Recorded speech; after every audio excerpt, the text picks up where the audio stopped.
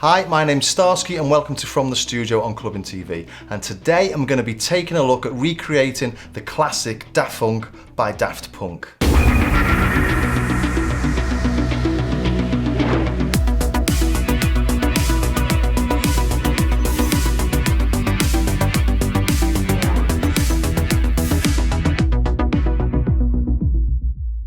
And before I get started, I think I'd just like to say how much fun this has been. I've just sort of spent the afternoon recreating the classic dance track on my kitchen table, and it sounds pretty good. So this is what we're aiming for.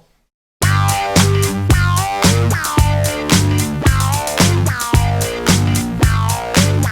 think that's got pretty much all the parts playing in it, and that's the recreation, as we say in Liverpool. That's the jog version.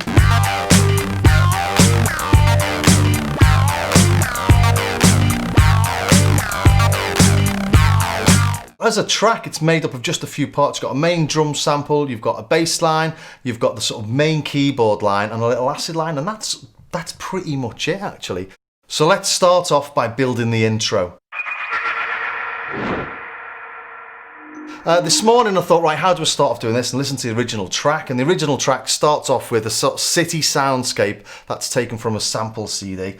And I thought that's now become quite a famous sample of a street. So I thought, why don't I go and sample a famous street?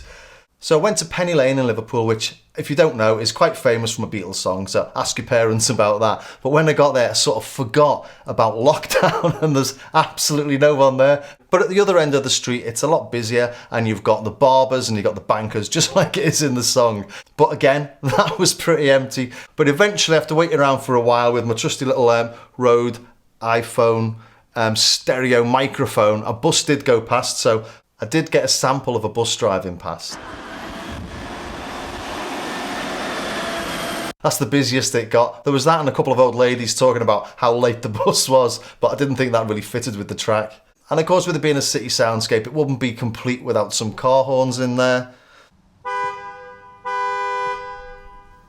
And that's me annoying the neighbours. So the track starts off with the sort of soundscape.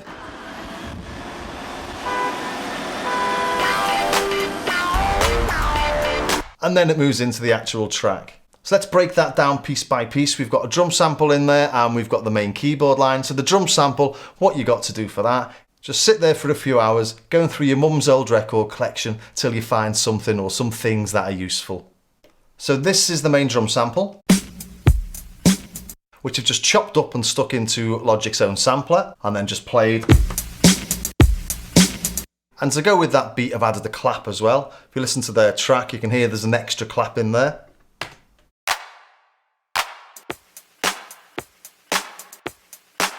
And you'll notice that I've put that through a high pass filter. You could use an EQ or anything you like really, but just to take off all the low frequencies so you get the buses driving past a lot louder. So now let's take a look at recreating that famous synth line. I've used the Korg MS20, which is around €500. There's also a Behringer K2, which is a sort of clone of this, and that's around €300. The original was an MS20 from the 70s, I think they used in the studio. And if you listen to this, I think it probably was the same synth because it's almost identical.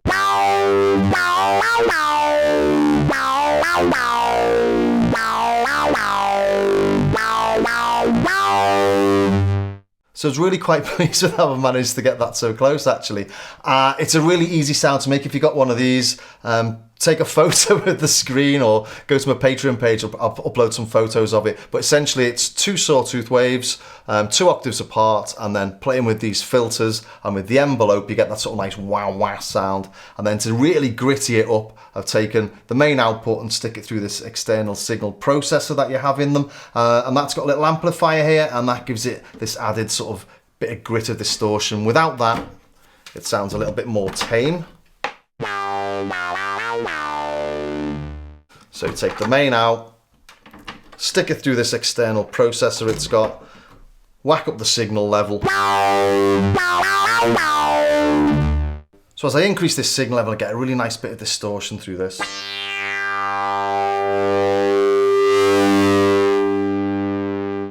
A sort of really gritty distortion. So it's quite a difficult sound to produce on other synths actually. It really relies on having these high pass and the low pass filter on this and balancing them together. And what I find really amazing about that sound is that as soon as you hear this, you know what tune it's from, and how many synth lines have you ever heard, how many synth sounds? You know, and they're sort of quite generic, lots of them, especially sounds from things like the TB303 and all its clones. But the sound from this track on the MS20 is just really a real standout track of the last couple of decades, isn't it? And the final sound in the intro is that little hit, that little stab.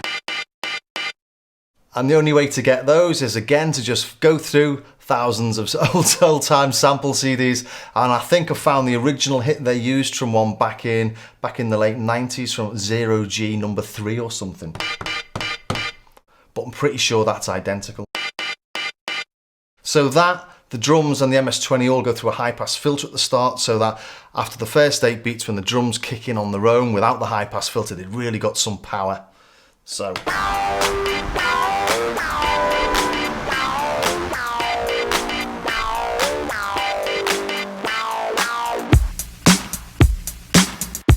and that's just the same sample as before without the filter on it, but it's got a little bit of compression and a little bit of reverb just to sort of liven it up a bit. And at the end of that break, we've got a nice drum fill.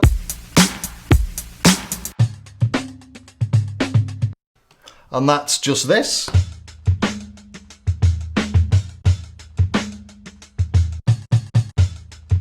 That's beautiful laid back beat, that, isn't it? That's probably from your mum's record collection.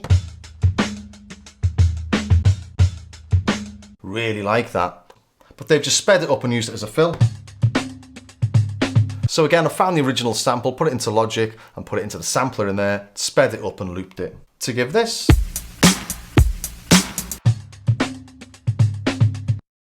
And then next up is the bass. So I have this amazing bass by Line 6, and what it does is it models all different types of bass guitars, so you can sort of get any bass sound you want. And if you listen to the Daft Punk track, it sounds like a live bass to me. It sounds like a sample of a bass anyway. And in the manual for this, it shows you all the different sort of bass guitars that you can emulate on it. Fantastic bit of kit. Just one problem though, is that I can't actually play the bass. I've spent ages trying and no joy. And while I've been learning to play the bass, people have brought out amazing software that will do it for you. I've used this Modo Bass from IK Multimedia and it's fantastic. Just like the Line 6, you've got all these different bass guitars. But I thought I'd go with a funky 70s bass, because I imagine from the record collection they've used so far, it's all quite funky. Get really nice tones from this and you can really dig into how you want it to sound with different playing styles and all the different electrics and types of strings. I've had a little play around with it and came up with this. It sounds really authentic.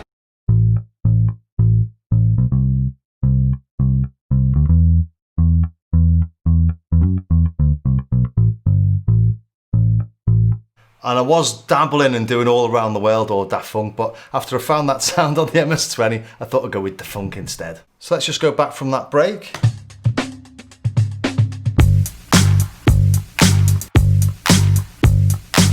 Sounds like it, doesn't it? And then we bring the synth line back in.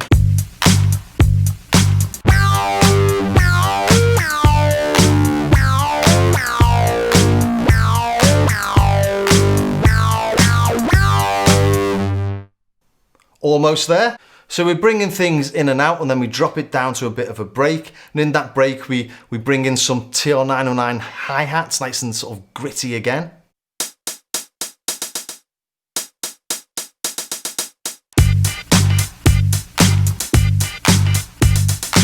Bring the stab in, drop the bass out, then drop the bass out, and then we bring the acid line in. And I'm using Behringer's TD-3 for the acid line because it's got some built-in distortion, and I'm syncing it up with Logic. So if I just solo that.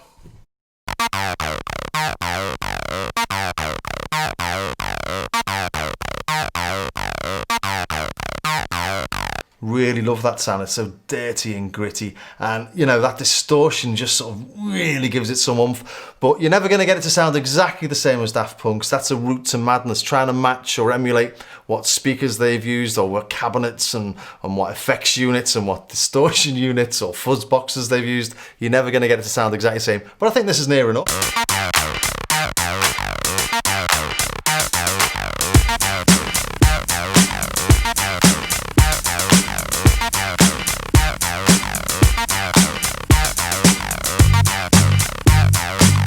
And for the second half of the track, we've sort of done, we've programmed almost everything. Just one more small thing to go, which you might have even never noticed before. So we just start building it up again, bring the bass back in.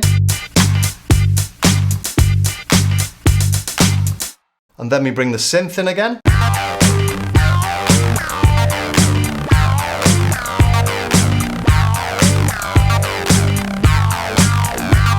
And then drop the bass out for 8 bars. And then just build it back up again and sort of make your way to the end, as it were. But if you listen carefully, at the end of the track, they also bring in a little high sound. I've no idea what it is. It's just sort of a little, so it almost sounds like Morse code at the top. And I've just used this little Korg Volca bass for this. It's a really beefy little thing, this actually. It's a bit like a 303, but with a sub oscillator. But I'm not using it for its sound in this really. It's just filling the space. It's because it's really neat and nice and fits on the desk. Sometimes size does matter. So, all together.